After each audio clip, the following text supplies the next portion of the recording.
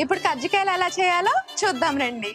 ముందుగా స్టవ్ వెలిగించుకుని ఒక 1/2 కిలో వేరుశనగుళ్ళు బాగా వేయించుకోవాలి. చూసారు కదా, ఇలా వేపేసుకుని పక్కకు తీసేసుకోవాలి.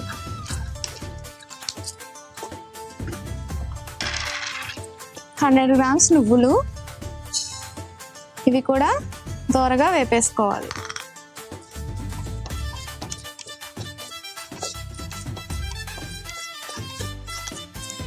ఇలా చిట్పట్లు ఆడుతున్నాయంటే, ఫ్లఫీగా అయిపోతున్నాయంటే, ఇలాగా ఉబ్బుతున్నాయంటే ఇవి వేగిపోయినట్టే.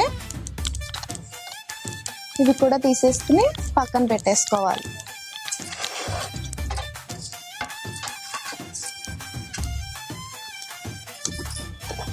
స్టవ్ ఆన్ చేసుకుని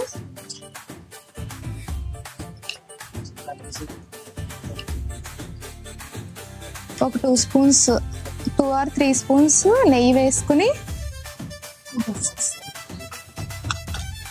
ఒక 100 గ్రామ్స్ వరకు గసగసాలు వేసుకుని వేపుకోవాలి.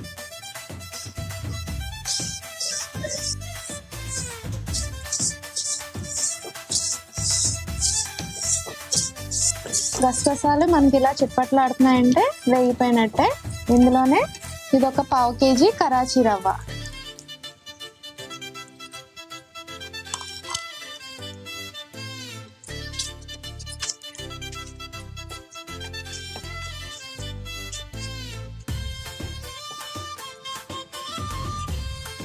చెప్తావా మలపోసేస్తావు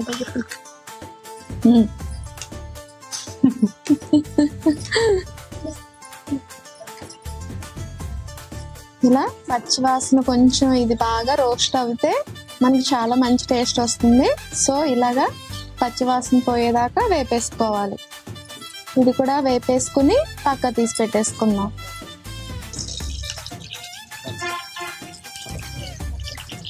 ఒక 3 స్పూన్స్ నెయ్యి వేసుకుని కొబ్బరి కూడా వేపేసుకుందాం. ఈ కొబ్బరి రెండు కొబ్బరికాయలు చెక్కలండి. దీన్ని మిక్సీ పట్టేసుకుని ఇది ఇందులో వేసేసుకుని వేపేసుకుందాం.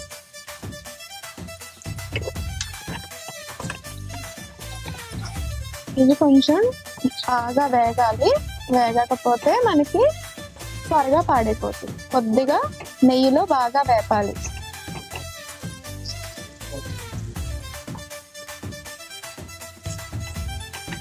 ఇది కూడా బాగా వేగిపోయింది. పచ్చి స్మెల్ లేకుండా పోవాలి. మొత్తం అంతా కూడా రెడ్డిష్ గానే వేపుకోవాలి, లేదంటే పాడైపోతాయి. ఎక్కువ రోజులు నిల్వ ఆగాలంటే ఈ కొబ్బరి బాగా వేపుకోవాలి. ఇలాగా వేగిపోయాక స్టవ్ కట్టేసుకుందాం.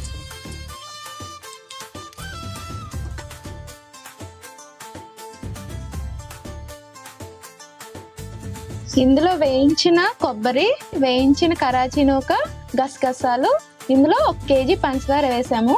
ఇప్పుడు వేరుశనగ గుళ్ళు పొట్టు తీసేసినా పర్వాలేదు, పొట్టుతో అయినా వేసేసుకోవచ్చు. మీకు ఇష్టం లేకపోతే పొట్టు తీసేసి అయినా వేసుకోవచ్చు. ఇలా మిక్సీ వేసేసుకున్నాం.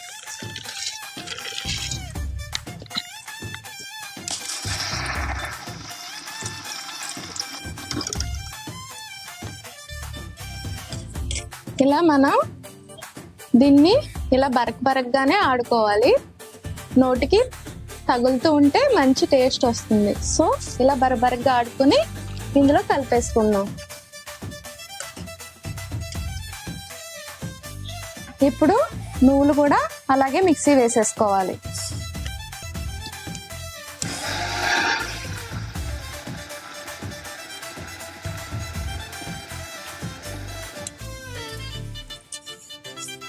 ఇలాగా పంచదార, వేలకులు కలిపి ఆడుకున్నది ఒక 3 స్పూన్స్ వరకు పడుతుంది, లేదా ఒక 10 నుంచి 12 యాలకుల వరకు పడతాయి. ఇలా మొత్తం అంతా కలిపేసుకుందాం. ఇలా కలిపేసుకున్నాం కదా, ఇది పక్కన పెట్టేసుకుందాం. కొద్దిగా సాల్ట్ వేసుకుని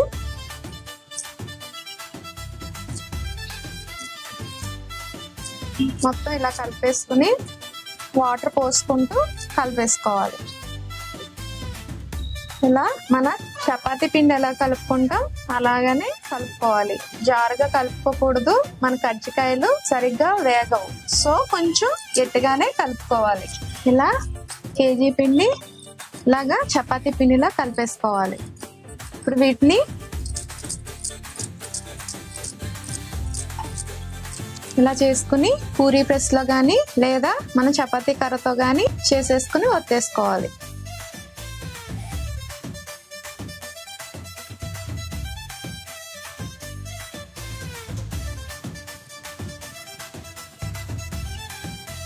ఇలా ఎండ్స్ కి కొద్దిగా వాటర్ టచ్ చేసుకుని, మీకు పాతకాలం పద్ధతిలోనే ఎమర్జెన్సీలో మన అందరి దగ్గర మౌల్డ్స్ ఉండవు కదా, కజ్జికాయల మౌల్డ్స్ ఉంటే చాలా ఈజీగా అయిపోతుంది. అవి లేకపోతే కనుక మీకు చూపిస్తున్నాను.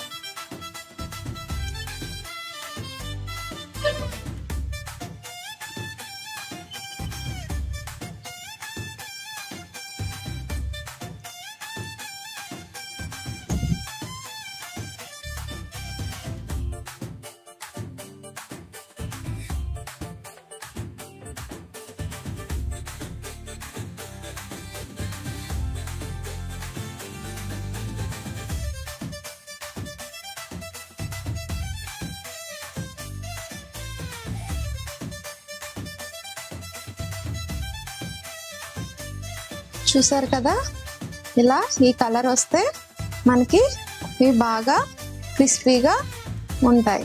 సో మనం ఇలా వచ్చే వరకు వేపేసుకుని తీసేసుకోవటమే. చూసారు కదా, ఇలా పొంగి చక్కగా వేగి ఉంటాయి. ఇలా అయిపోతే మన కజ్జికాయలు రెడీ అయిపోయినట్టే. ఇప్పుడు స్టవ్ ఆఫ్ చేసేసుకుని తీసేసుకోండి. చూసారు కదా, ఎంతో టేస్టీగా ఉండే కజ్జికాయలు. మీరు కూడా ఒకసారి ఇలా ట్రై చేసి చూడండి.